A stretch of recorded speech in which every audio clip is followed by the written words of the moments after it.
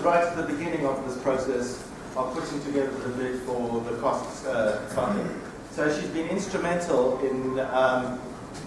in assisting with the foundation of this action and also as it's been going along. And in fact, Maria is the vice chair of the action. Maria's background is she's from the Universidad Autónoma de Madrid in Spain, and she is an ecologist, but most of her work appears to be at the moment to do with crops, is that correct? With vineyards and olives, and she's going to be talking about cover crops in vineyards and olive groves in Mediterranean semi-arid environments. And she is our speaker for Europe. That's one of our European continent, and we heartily welcome you, and thank you for undertaking this talk for us. Thank you, Maria.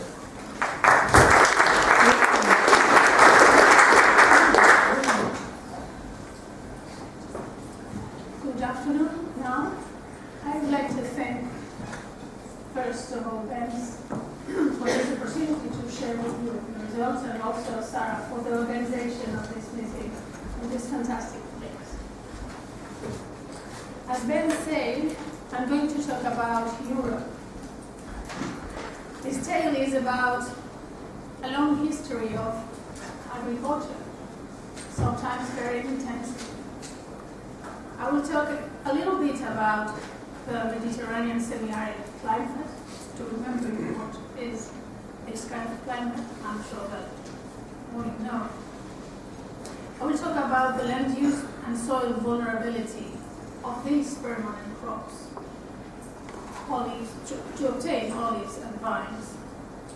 So we see the consequences of soil tillage and the possible alternative of the use of cover crops, and the benefits that they have for erosion, runoff and soil structure, and some constraints in soil moisture and productivity.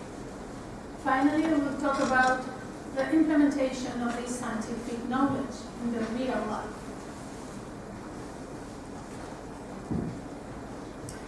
I'm sure that you all know that in the south of Europe we have warm temperature and low rainfall, but the most important factor is that they do not coincide in time, so along the time.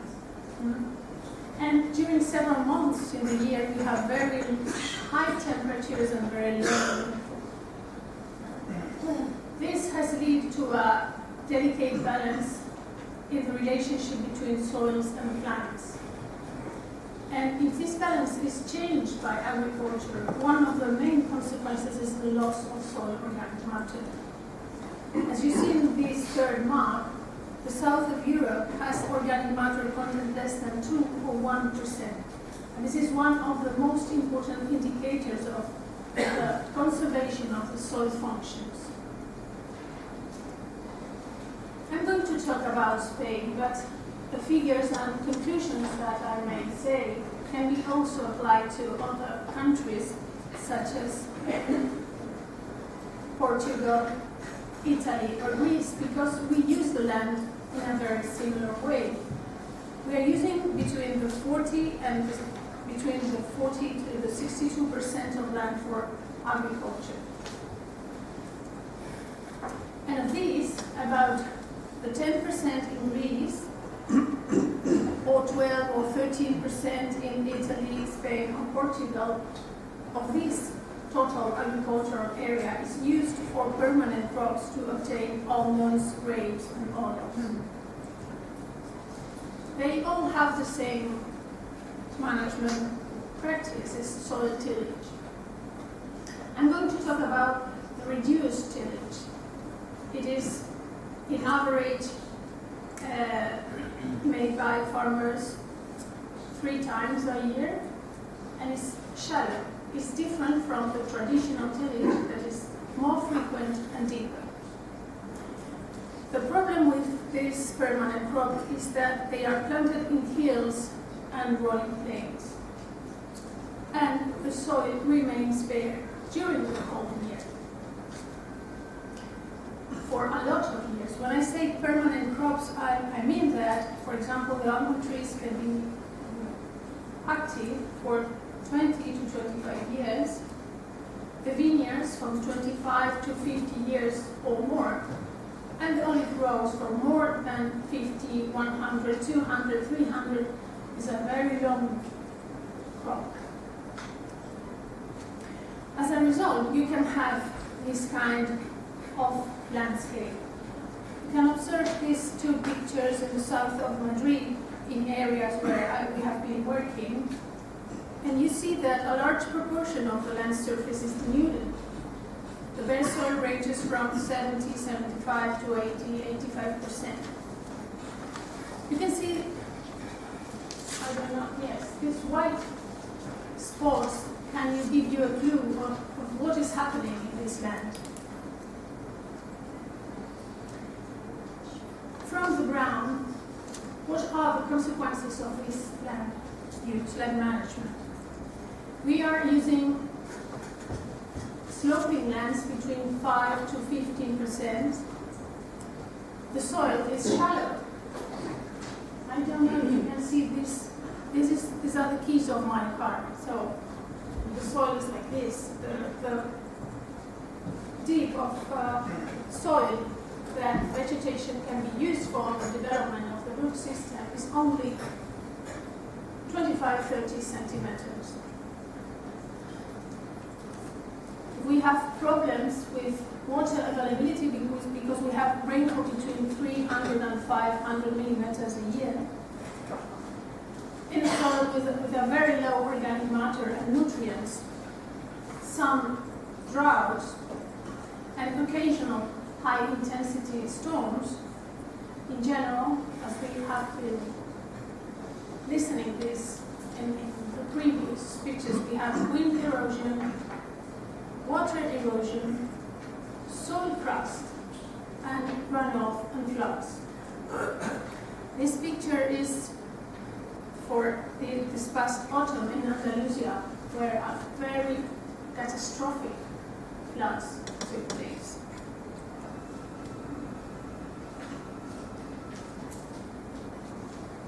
So we are experiencing losses in soil, we are losing nutrients, and we are losing water, that in my opinion is the most important factor that we have to maintain. We have lands of low productivity, soil degradation, the risk of land abandonment, and maybe desertification. You can see in these photos in the upper, there is an abandoned olive grove, where even you can see that there is no vegetation in the streets of the plantation. And here, these spots where the vines cannot even grow. The vines are very strong and they can resist almost any kind of soil. These lands are in the risk of abandonment, and we don't know if they are going to be able to recover after this abandonment. This is maybe a process of desertification. How much soil is lost in these orchards? Well, it is not easy to answer this question because you can find in the literature a lot of figures, but you have a range up to 200 tons per hectare and per year, or the other authors think that is less than 10 tons per hectare per year. But I think that there is an agreement that more than 10 tons can be considered non-tolerable if the loss of soil is maintained for several decades. And this is the case of this kind of permanent crops.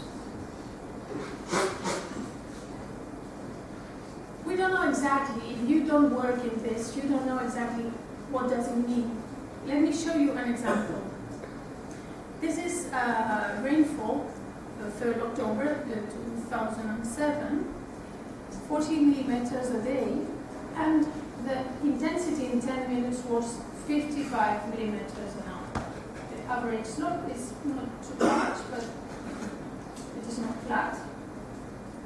Land management is the reduced tillage, and you have here different olive groves to different ways of management. In this case, the soil was plowed along the slope. In this mini basin, it was plowed in a contour plowing.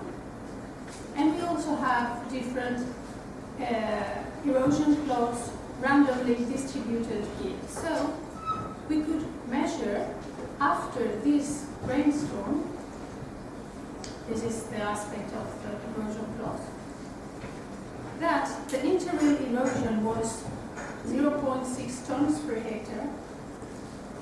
The real and inter-reel erosion was 4 tons per hectare, and the real and inter-reel erosion when the soil was plowed along the slope was 68 tons per hectare. And let me show you how it looks. This is the result. If you consider this full density around 1.3 grams per cubic centimeter, this means that 4 tons are very shallow depth, less than 1 millimeter, and 60 tons per hectare is 5 millimeters. But what is happening is that runoff is concentrated in reels and gullies, and you have sometimes this, for example, 18 centimeters or soil loss, in some cases 50 centimeters and even more. When the tractors can work, they are going to plow the soil again, and it seems that nothing happens. But in the next rainfall, we are going to have exactly the same process because the soil is in the same conditions. And this rainfall is not an extreme event, it's a heavy rainstorm that can take place every 5 to 7 years. There are various systems for reducing erosion. For example, no tillage, minimum tillage, conservation tillage, the use of herbicides, terraces in covers. But I'm going to talk about cover crops, in this case in the interrows of the olives and vines. Because one of the objectives of this cost action is to know how we can use the vegetation to prevent desertification. Of course, the use of cover crops is not new. You can find everywhere in the world, in Australia, in California, in France, in Italy, but usually they have rainfalls higher than 500 millimeters. My question is, what happens if the rainfall is below 500 millimeters or below 400 millimeters in rain-fed vineyards? I'm going to show you an example, three different vineyards. This is the first one. 3 of them are in Madrid. 12% slope, this first vineyard in Belmonte. And we used 2 treatments. Of course, the reduced tillage and a permanent cover of Brachypodium distachium, this is a grass, and also spontaneous vegetation that is mowed, is cut in spring, every spring. We also worked in this other vineyard in Campo Real, 14% slope, and we used the same permanent cover, Brachypodium distachium, and Secales Reale, the rye, that was mowed in spring. This is the third vineyard, the older one, 8% slope, and we all used reduced tillage, permanent crop, and barley, or the Bulgare, that was mowed also in spring. Each vineyard had 9 erosion plots, 3 plots per treatment, 2 square meters, with the possibility to collect the sediment yield, the runoff, and to know what was the soil moisture in 10 and 35 centimeters. So we want to compare the 3 treatments, reduced tillage, permanent cover crops, and mowed cover crops in the soil loss, the runoff, and soil moisture. Of course, the first most obvious consequence of this physical protection is the control of erosion. You can see here where there's these 3 different plots, permanent crop, mowed crop, and reduced tillage, And this day, the 20th May of 2007, there was a storm, also a heavy storm, but not an extreme event. And the intensity in 10 minutes was 155 millimeters an hour. And these were the soil loss. Remember that it is only inter-real erosion. The real erosion can multiply these figures by 10 or more. Both cover crops had soil loss less than 30 grams per square meter, and the reduced tillage has more than 780. I say more because you know that this through was full, and that I'm sure that a lot of erosion was not measured. It is equivalent, if we could make this similitude, to 8 tons per hectare. Not only it is effective in extreme events, it also is effective along the years. If we have a 2-year period, this was the loss, 35 grams per square meter per year, very similar in the vineyard 2 and higher in the vineyard 3. It is very variable because the storms are localized in a short area. So you cannot compare the different years and the different places.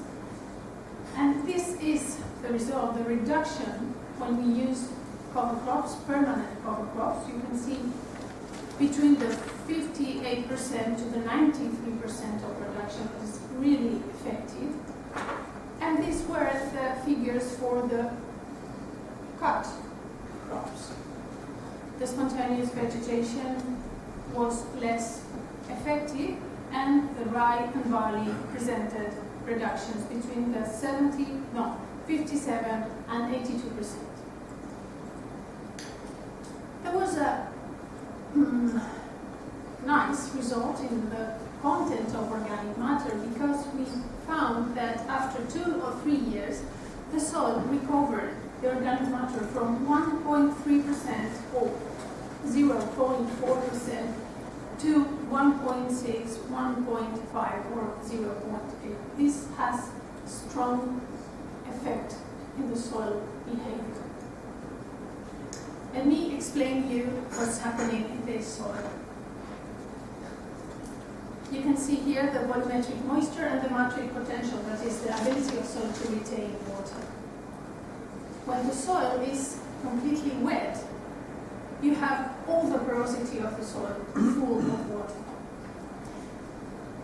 Virtually, the volumetric moisture is the same as the total porosity, and the matrix potential is close to 0.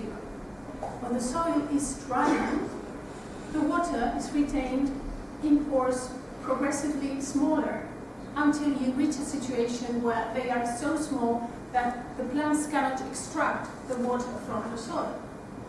In fact, you know that the water available for plants is only obtained between these 2 values. In this example, you have from 12% to 23%, that is, the 11% of the moisture of this soil can be used for the plants. The rest of porosity can be used for infiltration. Well, if you have a good soil protected with a root system well developed in the soil, and you have a lot of organic matter, you can change the shape of this line, having this other line. In this case, you see that the water available for plants increases, and also that the pore space for infiltration also increases on the other side. This is exactly what we found with the permanent crop. Not for the cut crops, because you have to disturb the soil every year to plant the seeds. This is very important, and it takes time. We only found this after 4 years and in one of the vineyards, because the other were only for experiment was only during 3 years. You can see how the accumulated runoff in orange color is always higher in the treatments with reduced tillage, higher than the crops that they were these yellow and green lines. And also you can see how the infiltration is also high in the case of the permanent cover of brachypody. We use this single ring test that is overestimate the rainfall, but for comparisons it can work. The costs are also important when you are talking about land management. We didn't analyze in depth the costs, but I can tell you that this project, with different intensities of olive groves, found that the tillage is more expensive than the conservation of cover crops. The cost of seeds, of course, if you use spontaneous vegetation, there is no cost. The rye and barley are, this is the rate of seeding, 0.7 euros per kilo.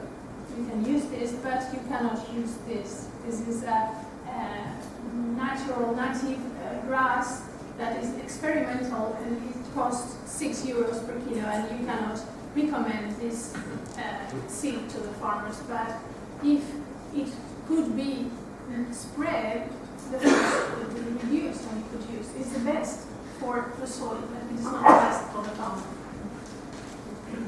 And of course, we have some constraints. This is the production. The kilos per vine and per year.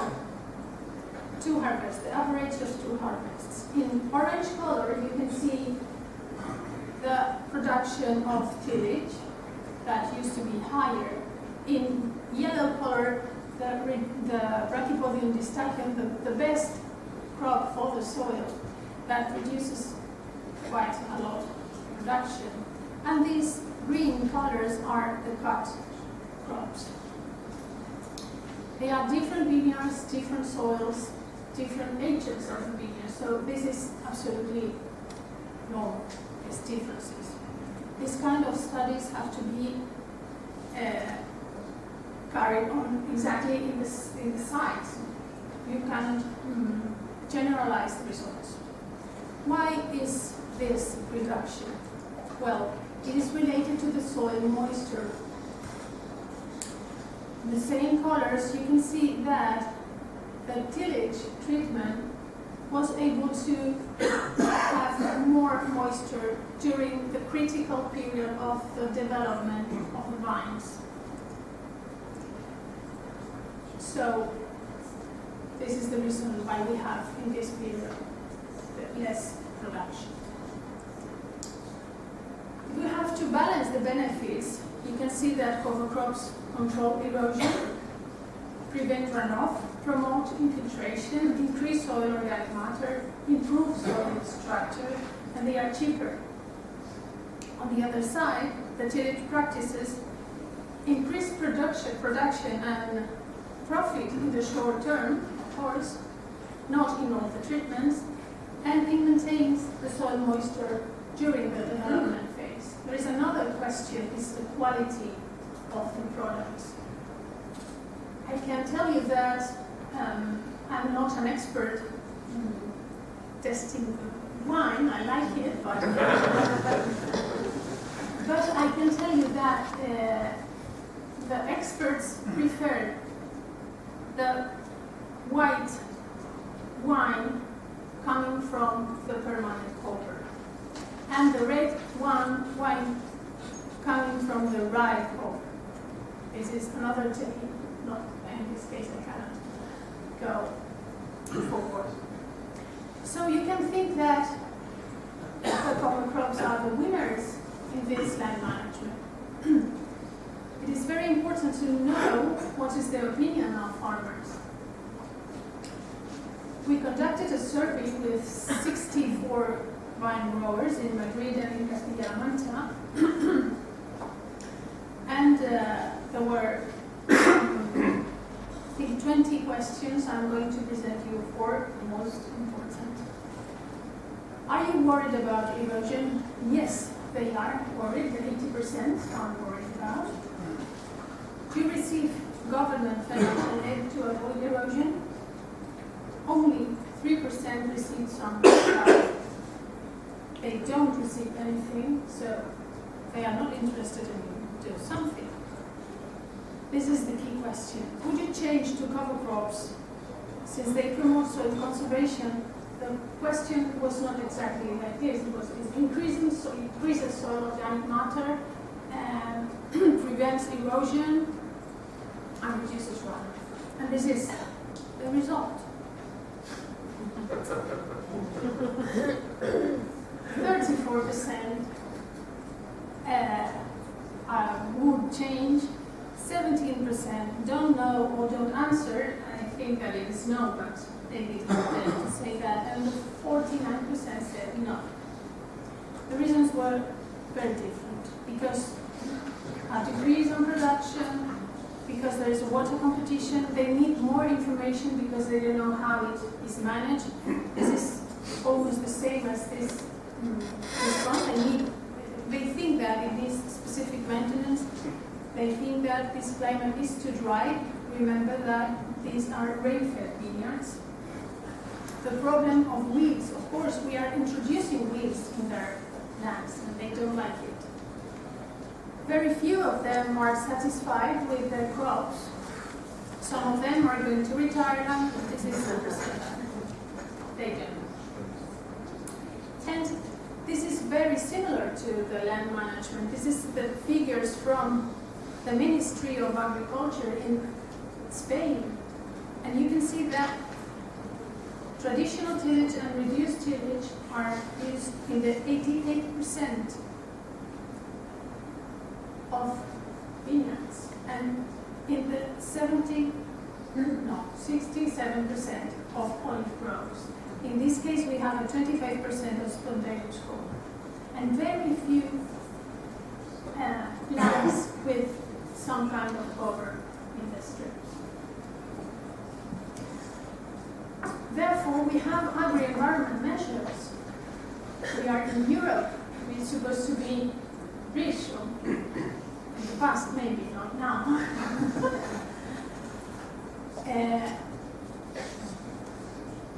These measures were introduced in the late 90s, so more than 20 years ago. And even they are decoupling from the production, so it's more interesting for the conservation of soil and of the environment in general. The farmers may comply with several requirements, for example, keeping vegetation covers between the trees, but the implementation is very irregular, between 5 and 25%. In my opinion, this agro-environment measure was not a success. There are several reasons that have been suggested. For example, structural factors, as you said, the soil conditions. Sometimes the soil is so degraded that the costs are too high to be able to solve the situation.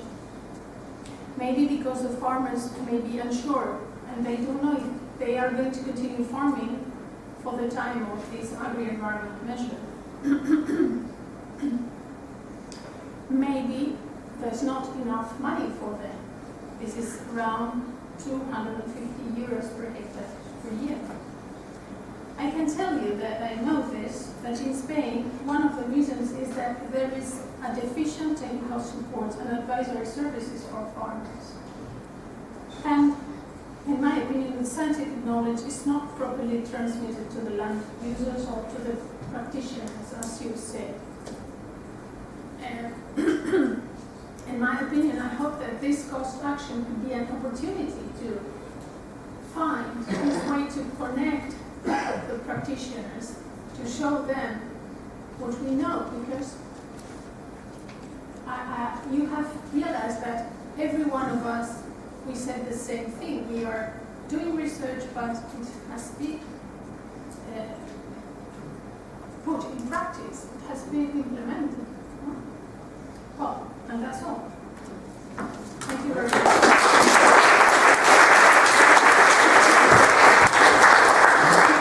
And as Elena said, please, the questions very slowly. Okay, floor to some questions.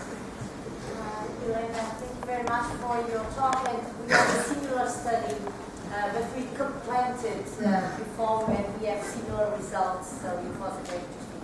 But I want to ask another thing, which is with the change of production from traditional to semi-intensive and intensive grape wines and olive trees, we change dramatically in terms of water use, because now everything, more than 85% of the olives are produced with irrigation. So do you have any idea, or someone has an idea, in terms of when we change from traditional use to these intensive fields, how much did these changes contribute to soil erosion, for instance? It's not easy to answer that. Of course, if you have irrigated olive groves or vineyards, you don't have problems of production, because you are controlling the water that these plants are using. But in Spain, at least, we are in the limit of the use of irrigation because we don't have water. So we cannot continue spreading the irrigated land. So this possibility cannot be used. But you cannot. We have a limit. We have a limit. Absolutely. Because in our case, we would consume the groundwater. We have a lot of problems on us. Yes. So this possibility, I think, is not environmentally benefit. And when we can, I think that an olive grove is very similar to a montano, to a dehesa. It could be used with cover crops. The vineyards are more sensitive to cover crops than the olive groves. It is a question of management. If you cut frequently, it's a cost, but we have to think about the long term. We have to be able to maintain the resources for long term, not a lot of money in the short term. This is crazy. Okay, question from Yeah. Short question. You showed us at the beginning of your presentation some very nice example of gully erosion, but then you compare your treatment in terms of surface erosion. I would say that these are two very different phenomena. Are you confident that the measure you suggest, the grass cover, can prevent also gully erosion? Yes, we have also cover crops in olive groves, and the difference are. Not in olive grove. I mean, gully erosion. If you use erosion plows, you cannot have pulleys. You cannot have reels because the rainfall has not time and length enough to form to be or 20. Yes, but the question was, are you confident that the grass cover can prevent the gully erosion? Yes, because we have seen this in olive groves. Olive groves with cover crops don't have erosion in the area where the cover crops are. And you have pulleys in the area of the trees, on the surface under the trees, because you don't have plants there to facilitate the collection of olives. So it is that. Yes. Okay. I have a question about the crop yield. So you said that usually when you put grass cover, there is a reduction, but sometimes there is an improvement. But you did not tell more about this. But this is the first question. So if you could explain in which cases you get not a reduction. Yes. Yes. And the second question is, how long did you study this crop yield? Because maybe it's just a question of time. If you because to recover an ecosystem takes a long time, long period. So maybe it's just the first years, the first, the second, and after you would have an increase of the earth. If you An increase of the crop yield. Also, if you have cover, Yes. maybe it's just to take more time to the ecosystem, agro-ecosystem to recover the production. Yes. It's just a Yes. hypothesis. The problem is the length of the project. You have projects for 4 years, so you finish this project. It's really, you need to study these kind of things for a longer period of time. Yeah. But we can't do this. There's a question. Sorry. Only I would like to say that the best soil is able to stand for the water consumption of the cover crops. I mean that if the soil is more degraded, the cover crops are more dangerous for them in the case of soil moisture.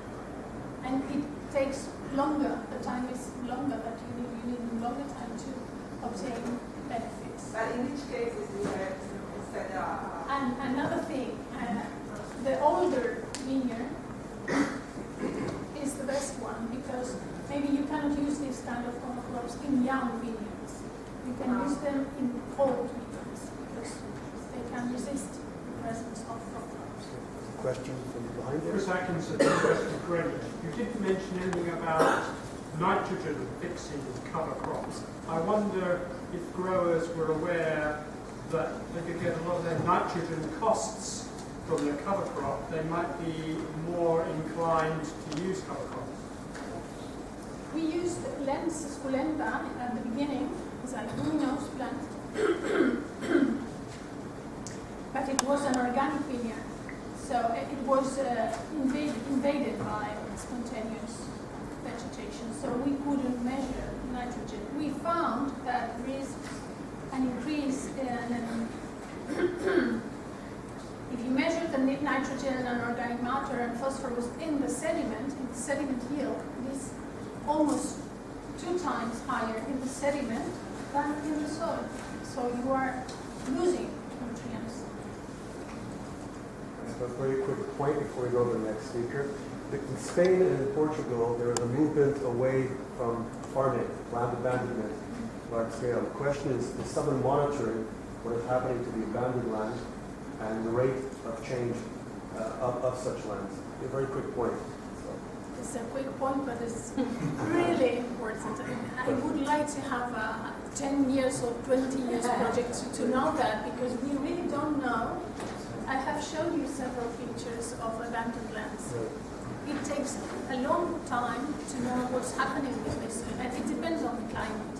If you have several years with high rainfall, it can recover. But if you have drought period, Because this is like a few hundred years of agro-pastoral landscape, which is very delicately balanced, and therefore when you move away, then if they have too much recovery of shrubs, etc., more risk of fire.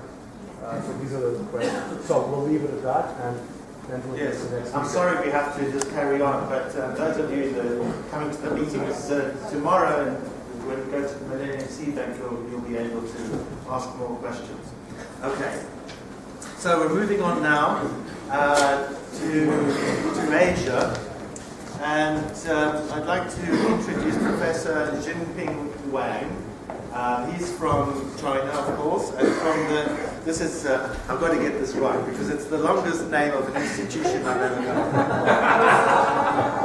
The Shapatu, I'm not sure how you pronounce it, but Desert Experimental Research Station, Cold and Arid Regions Environmental and Engineering Research Institute, Chinese Academy of Sciences. Actually, when we approached Jinping to see whether he was willing to come all the way from China to come and talk to us today, I did go and have a look at Google Map, and I wish I would have brought it up, because it looks like an amazing place on the edge of some sand dunes, isn't it? Some big dune kind of geography. So that's really kind of an interesting place. And Jinping's going to talk to us about restoration, I think, in case studies and efforts to combat desertification in China. And we're looking really forward to it, and I'm really pleased that you've come all the way from China to talk to us today. So thank you very much.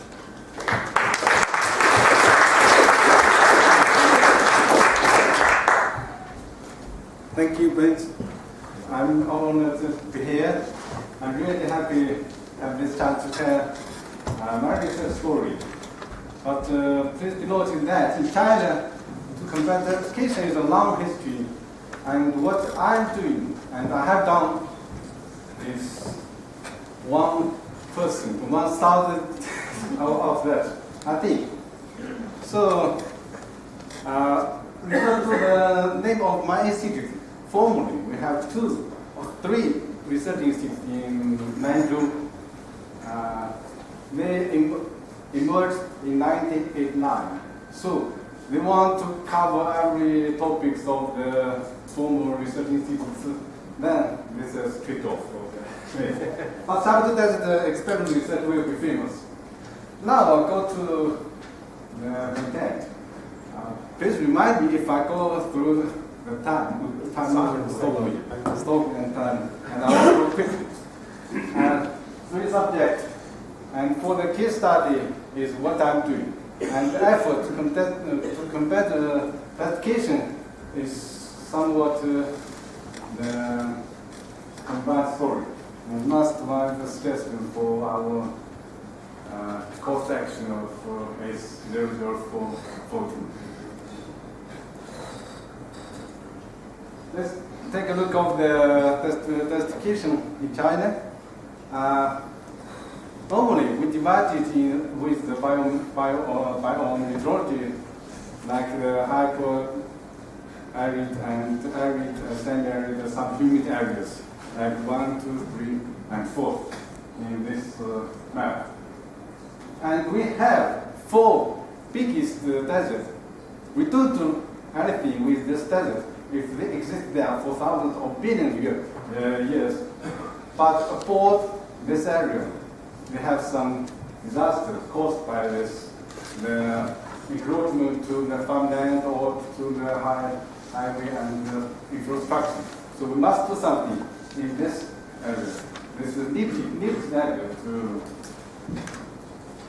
And in the year 2000, we have a report for the situation of the desertification areas in China.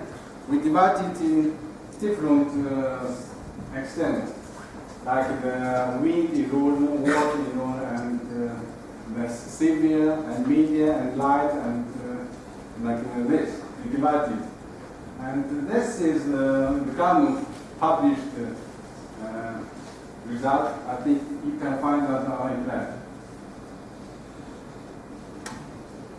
This is important figures here. This says we have succeeded somehow.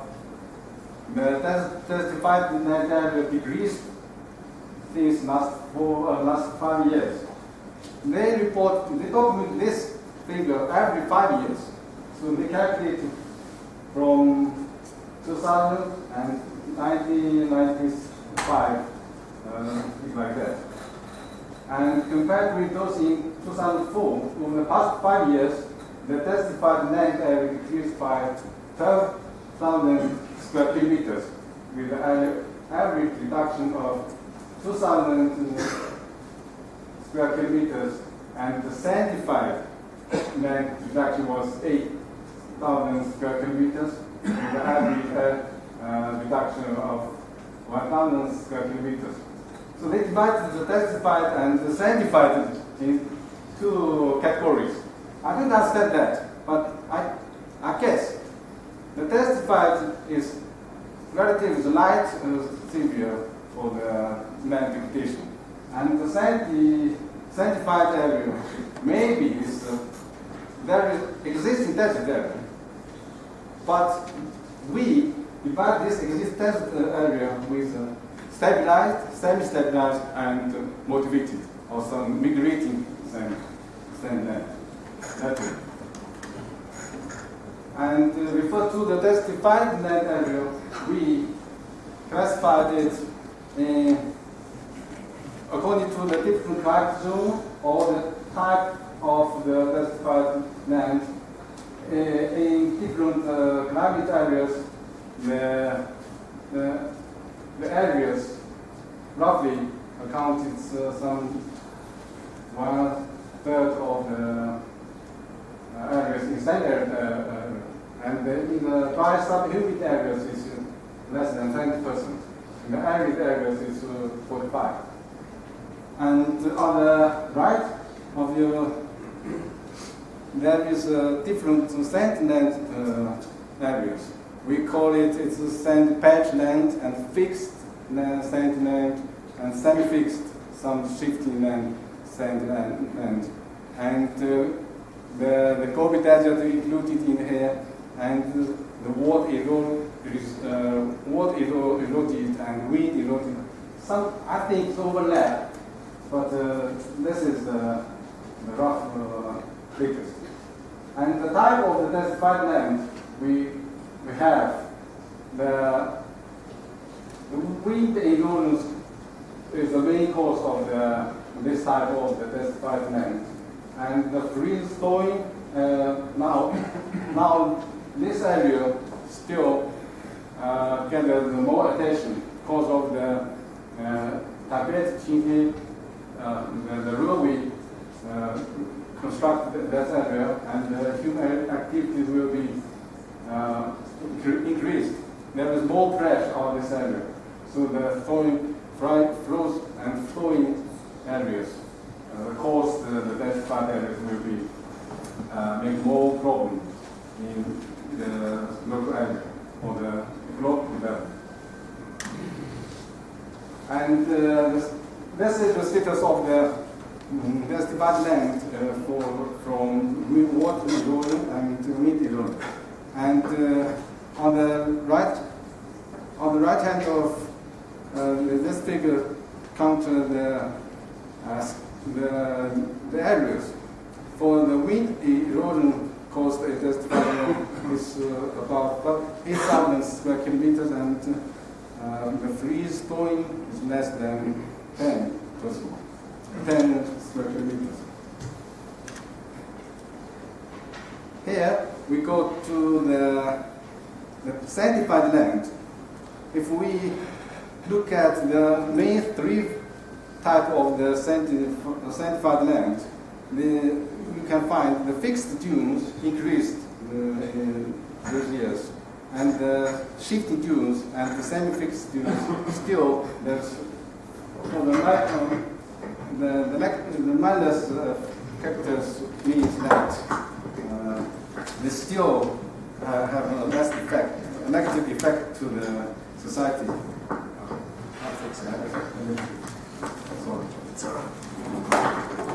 Some slides show the phenomena in this area, what we call wind erosion, we call steep effect.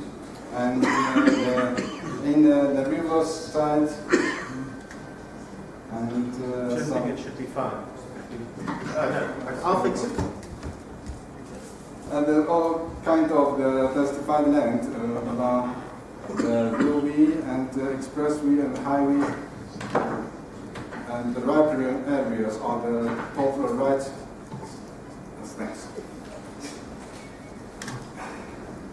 And this is the causage for the human activity for the desertified land.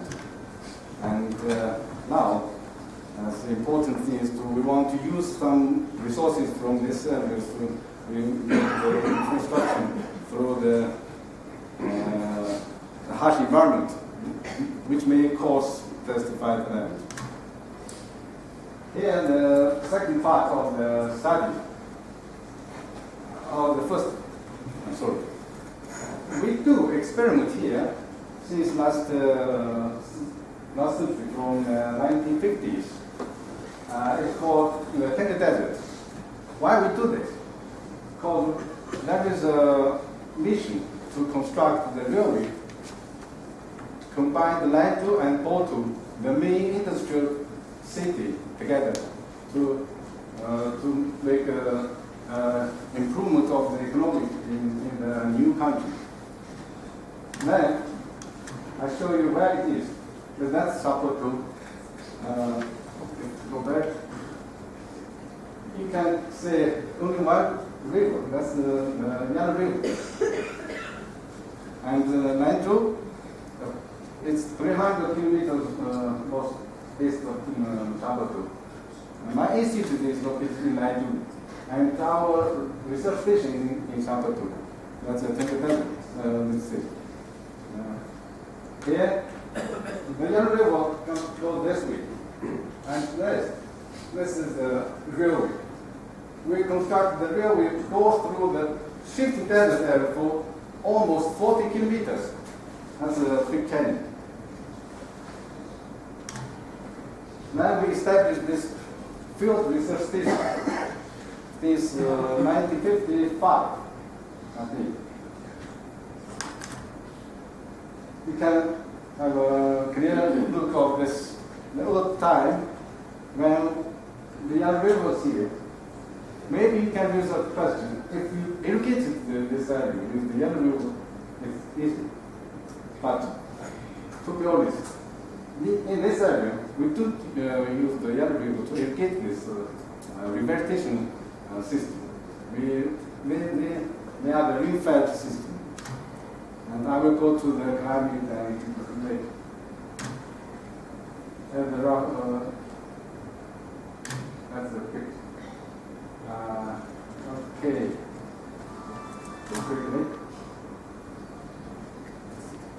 We want to combine the linkage between the global scene and desertification and biodiversity loss. Here, we do take the product from this existing. This existing service is to protect, just protect this railway to go smooth.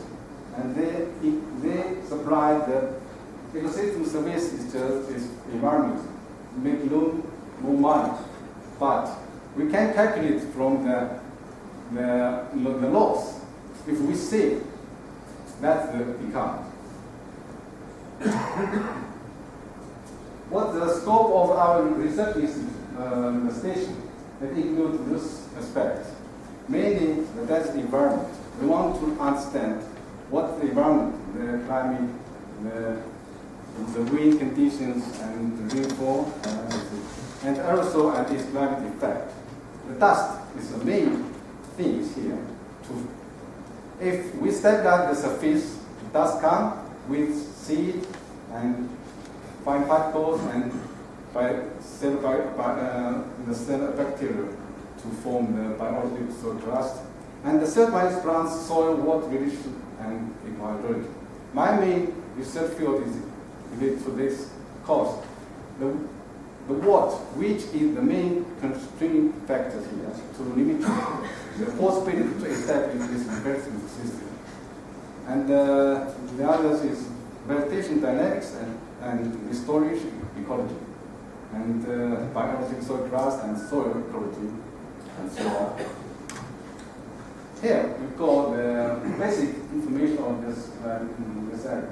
We have rainfall average less than 200 millimeters per year. And you can look on the left, almost the most part of the year is the dry season. Only in early August we have rainfall above the average temperature. And the wind direction and wind speed averagely, the maximum one, the wind speed reached 8 meters per second. And the main direction is from northwest in the winter time and early spring. In summer, the wind will come from the southeast.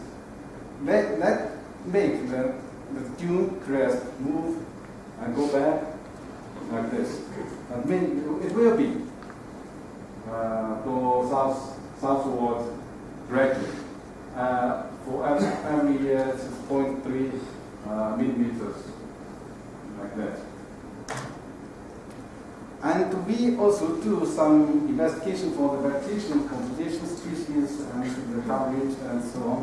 And I will show you the result for such a result. Here's the last picture for the biological soil crust.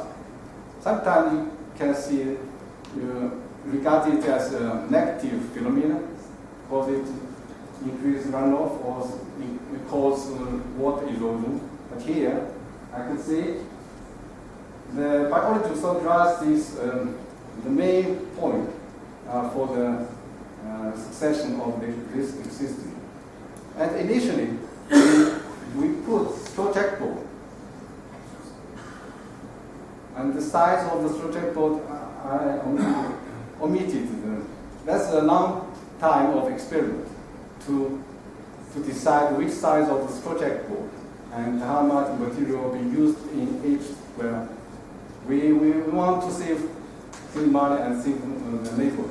So firstly, some 2 meters and to see what the wind will be decreased and the roughness increased.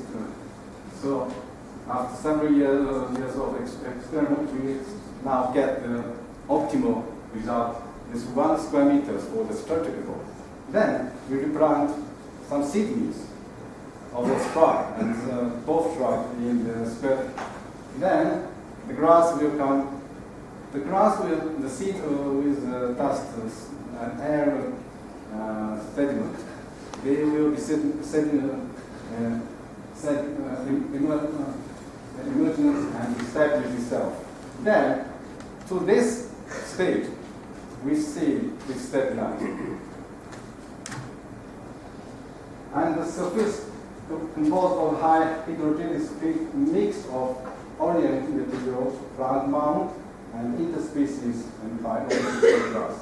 So we do experiment and investigation annually, each month or each half month, as you like. As for the water,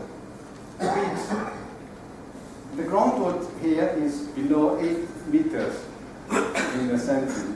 So it is not useful to the plant growth. Only the rainfall is the only source to support this system. If we establish this system, what the rainfall, this 200 millimeter rainfall can go into the field, to the root zone, to support the growth of the crop. It's the main question must be answered. So we do some experiments for the interception loss and flow flow and stem flow and infiltration and the related soil hydraulic teams and so on. This is merit. And for the soil hydraulic, we take the undisturbed samples in the field and do experiments in the laboratory to get the water retention characteristics curves and some other factors.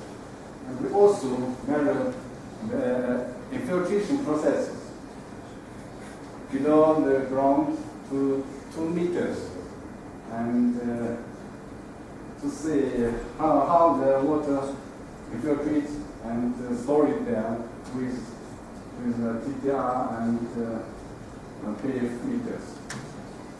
Again, we do the experiment for the evapotranspiration use a large automatic weed glycemic. Yeah.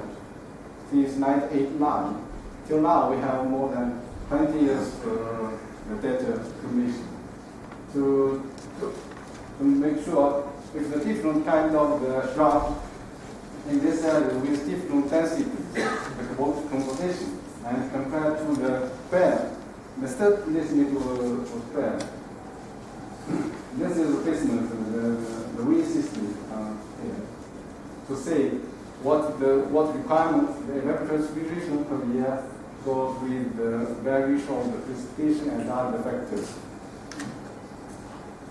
Here we take the measurement for the stem flow and diatrice experiment to see if if those stem the